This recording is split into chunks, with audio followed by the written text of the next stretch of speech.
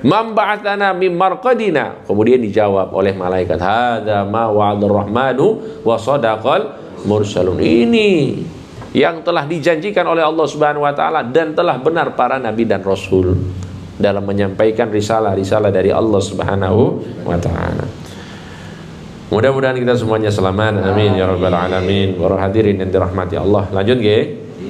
Hadis yang selanjutnya dari sahabat Abu Hurairah, qala qultu ya Rasulullah man as'adun nasi bi syafa'atika yaumal qiyamah. Wahai Rasulullah, siapa manusia yang paling bahagia, yang paling beruntung mendapatkan syafaatmu kelak nanti pada hari kiamat? Mau syafaat? Mau syafaat? Apa itu syafaat? Saya tanya dulu nih. Pertolongan. Syafaat itu pertolongan artinya.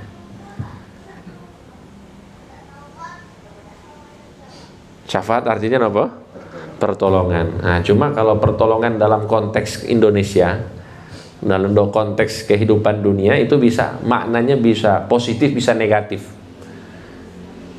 Karena kalau dalam istilah kontemporer sekarang, syafaat itu bisa diartikan ordal. Paham ordal? Orang dalam. Nah, itu syafaat. Jadi ada jalur-jalur khusus. Itu kan kalau dalam konteks sekarang itu agak negatif gitu. Nah, tapi kalau di akhirat itu hal yang positif. Dan itu juga dalam konteks dunia juga bisa positif. Ketika apa? Ketika memang kita itu adalah orang yang pantas untuk mendapatkannya, tapi sulit untuk mendapatkannya kecuali lewat perantara. Itu juga boleh. Paham gak? Saya mau daftar polisi. Saya mau daftar apa? Polisi. Cuma birokrasi kita ini sudah terlanjur buruk. Tidak mungkin lulus orang jadi polisi kecuali harus bayar sekian. Padahal saya sudah pantas untuk jadi polisi. Mukanya ganteng, postur tubuhnya bagus, sehat, tidak ada varises. Sudah pas. Tapi tidak boleh untuk lulus dengan hanya seperti itu. Apa yang saya lakukan? Ada saudara-saudara saya yang ada di kepolisian. Nah, masuklah ordal, orang dalam. Kalau istilah agamanya syafaat. Syafaat. Yang penting orangnya orangnya layak, pantas untuk mendapatkan. Itu boleh. Nah, kalau dalam konteks akhirat nanti la yashfa'u yaumal qiyamati thalatha. Ada 3 golongan orang-orang yang akan memberikan syafaat. Al-awwalu al-anbiya, pertama adalah para nabi. Tsummal ulama, kemudian para ulama. Kemudian tsummas syuhada, kemudian orang-orang yang mati syahid. Nah, ini. Untuk akhirat ada syafaat yang ada orang yang paling banyak syafaatnya, yaitu Nabi Muhammad Sallallahu Alaihi Wasallam. Beliau ini adalah orang yang paling banyak syafaatnya, melebihi para nabi dan rasul. Kalau kita rinci syafaat-syafaatnya banyak. Makanya Sayyiduna Abu Hurairah ini bertanya, ya Rasulullah, siapa orang yang paling beruntung mendapatkan syafaatmu kelak nanti di akhirat? Apa jawab Nabi Muhammad Sallallahu Alaihi Wasallam? Aku sudah yakin bahwa tidak ada orang yang bertanya kepadaku tentang hadis ini kecuali dirimu. Karena apa? Karena Abu Hurairah ini punya semangat ngaji kepada Kanjeng Nabi Muhammad Sallallahu Alaihi Wasallam. Ngerti nggih? Berarti apa? Berarti dari semua orang yang ngaji itu, keinginan untuk mendapatkan ilmu itu berbeda-beda. Ada yang semangatnya tinggi, ada juga yang semangatnya apa adanya. Ada juga yang beralasan, kan pengajian itu kan undangannya hadirilah. Gitu. Kan kalau pengajian itu kan undangan tagline-nya apa? Hadirilah. Pengumuman, hadirilah.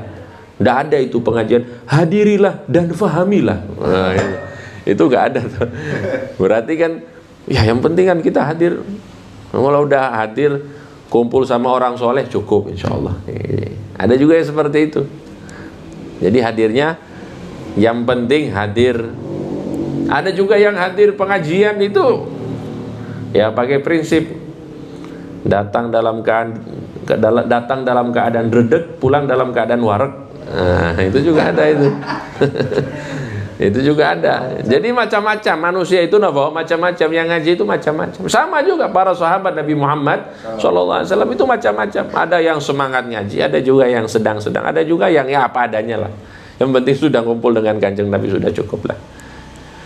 Nah, untuk ini beliau langsung mengatakan, aku memang sudah dari dulu udah yakin tidak ada yang bertanya ini kecuali dirimu wahai Abu Hurairah.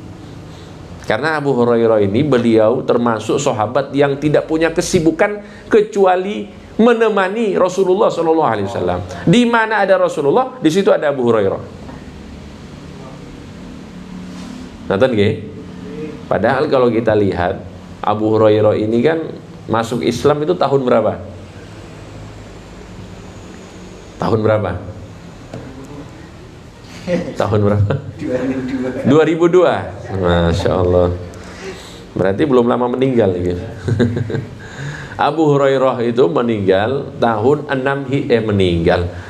Masuk Islam itu tahun 6 Hijriah setelah perang Khaybar. Jadi setelah perang Khaybar, Abu Hurairah itu baru masuk Islam. Berarti apa? Beliau itu bersama dengan Rasulullah SAW itu kurang lebih berapa tahun? 4 sampai 5 tahun ya, kurang lebih 4 sampai 5 tahun. Tapi dari semua riwayat hadis yang paling banyak siapa? Abu Hurairah. Karena semangat. Makanya yang menjadi timbangan itu bukan berapa lama kita itu duduk dengan guru, tapi berapa semangat kita mengaji kepada guru. Itu yang sebenarnya menjadi perbedaan. Orang bisa lama-lama, saya sudah ngaji 10 tahun, 20 tahun, saya sudah 40 tahun bersama guru saya. Tapi ya cuma gitu aja. Tidak ada semangat. Ya sudah, sama akan kalah dengan orang yang mungkin cuma ngaji 2 tahun tapi semangat. Itu akan kalah. Kata nggih?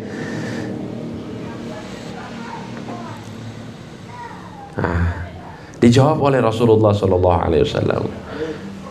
Orang yang paling beruntung kelak nanti pada hari kiamat mendapatkan syafaatku adalah orang yang mengucapkan La ilaha illallah khalisan min qalbi au nafsi, yang ikhlas dari hatinya atau dari dirinya.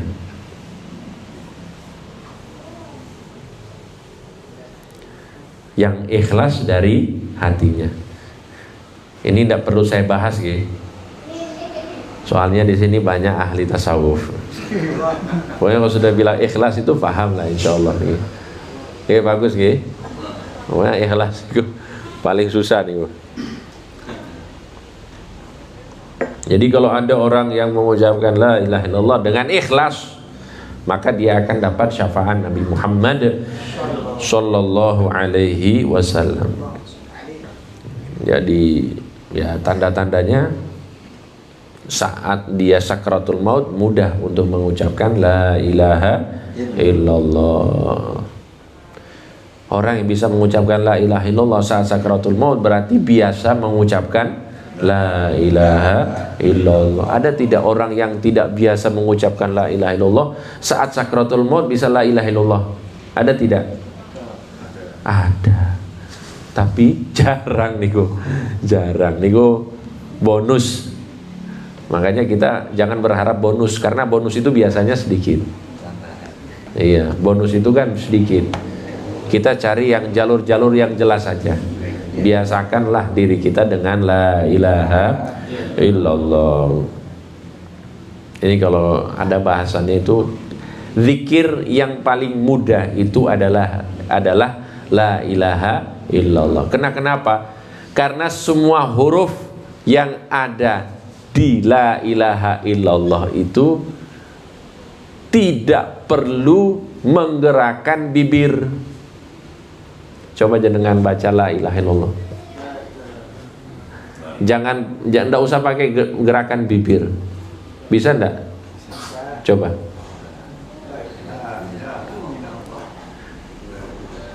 La ilaha illallah, la ilaha illallah. Coba subhanallah.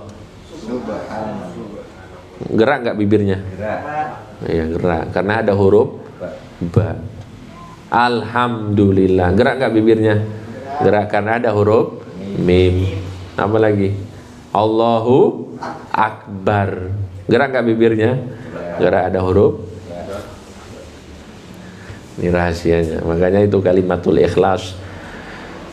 Jenengan zikir la ilaha illallah itu dia begini ya. Misalnya saya zikir la ilaha illallah, la ilaha illallah. Itu orang yang di samping saya mungkin tidak sadar bahwa saya sedang berzikir la ilaha illallah. Makanya zikir la ilaha illallah ini adalah zikir yang bisa membuat kita ikhlas sebenarnya dalam berzikir kepada Allah Subhanahu wa taala. Allahumma salli ala Muhammad.